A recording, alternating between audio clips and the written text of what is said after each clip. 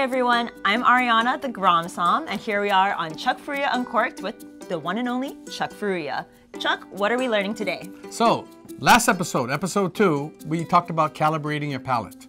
We talked about acidity, we talked about sweetness, bitterness, body, and so, by you understanding where you perceive these characteristics on your palate, it can help you to understand better the wine, and therefore what you like, and therefore help you with your selections when you go to a store.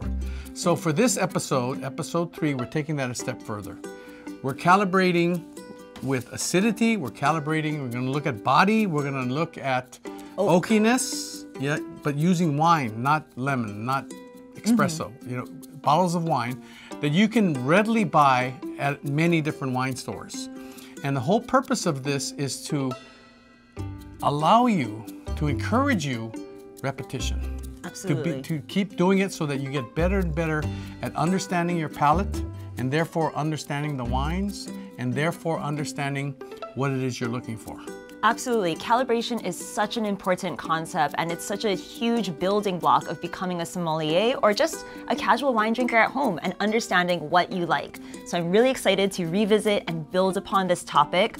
But before we get started, make sure to sip and subscribe to our YouTube channel. Now, let's cheers. So let's get started, Ariana. So we have 2 wines here. Again, these are 2 wines that you can readily find in many different wine stores. So the glass on this side, on our left, is going to be the Mer Soleil Chardonnay from the Santa Lucia Highlands. And then the glass on the right is the Ancient Peak Chardonnay, which comes from Paso Robles, which is roughly halfway between San Francisco and LA. So 2 Chardonnays from California. Not that far from each other, maybe 2-hour drive, 2.5-hour drive. And so you tell me what you see. We're going to examine, first let's examine smell. So let's examine oak, no oak. Which of these 2 wines, you just break it down. Break it down, here we go. So in terms of how I personally look for oak, it's usually evident in warm baking spices, kind of like cinnamon, nutmeg, vanilla.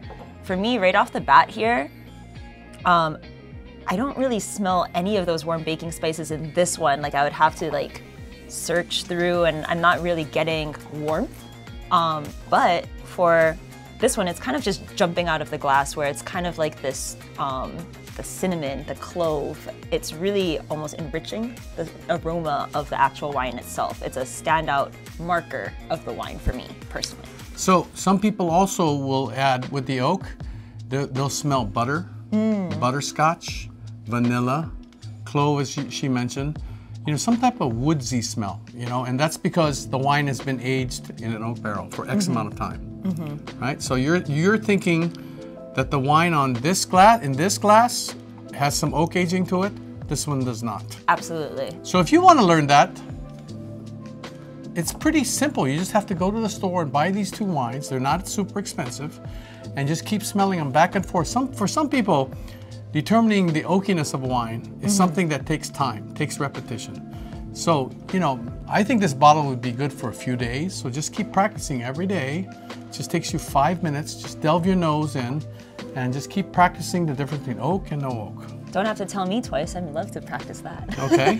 So now let's talk about the taste now. Let's talk first of all about acidity. Okay. Which one of these 2 wines have acidity? Explain to us where you feel it when you're tasting the wine, and then which one has, you think, the higher levels of acidity. So if you watched our previous episode about calibration, we used lemon. We used lemon in water, and how that brightness, I actually felt it, my salivation. I actually had a physiological response. So I'm gonna go ahead and dive in here and see what I'm feeling.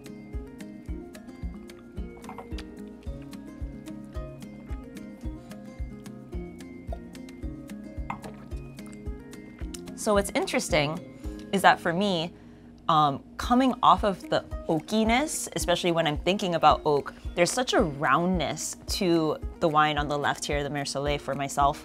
For me, the Ancient Peaks is just naturally brighter.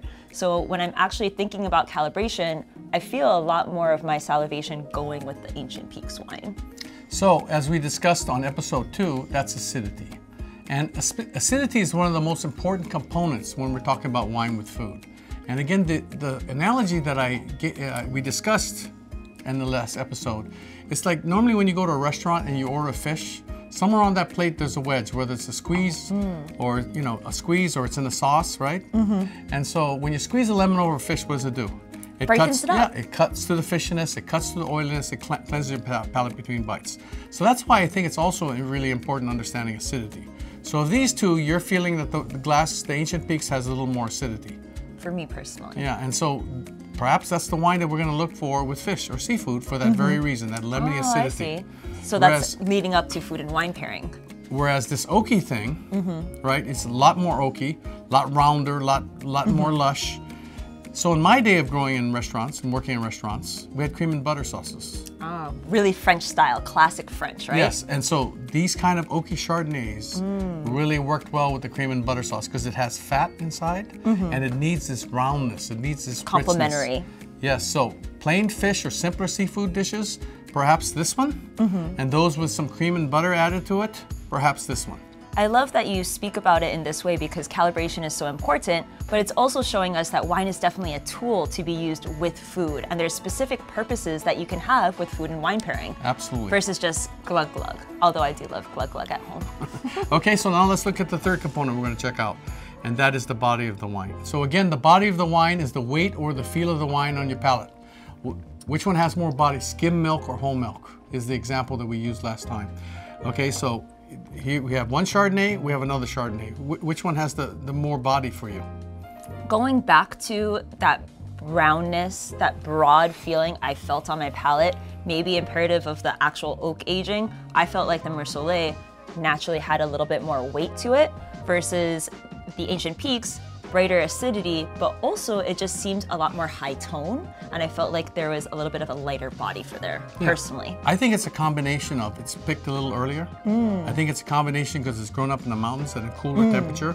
I think it's also a combination that has marine influenced soils as well. It creates a minerality, and the fact that it's fermented in stainless steel, so it's exuberant, it's fresh, it's fruity, it's zippy, and I think this is the kind of wine intentionally created for, hot weather sipping or with seafood dishes or daytime appetizers or food or just afternoon sipping, on a warm day. This thing is like refreshing, uplifting. Whereas this thing is a little more serious, a little more, you have to think about it. It's a little more, you got to nurture it out of the glass, a little more depth. They both have a lot going on, but it's so interesting to see that they're both the same varietal. These are both Chardonnays, but two very different expressions. Both coming out of California, which have different terroirs, yes, but it really is interesting to see how much influence little bits and pieces have on the palate and how they work with food as well. This has been a fun exercise. We talked about acidity, we talked about body, we talked about oakiness, and you can do this at home. These two wines, again, are readily available. Repetition, repetition, repetition. And just building muscle memory, and make sure to have fun. This is not about being intimidating or being wine snobby at all. It's just about how do we build calibration, wine verbiage, and most of all, having fun. Right, yes. Chuck? We hope you learned a thing or two. Stay tuned for the next one. Aloha. Glug glug.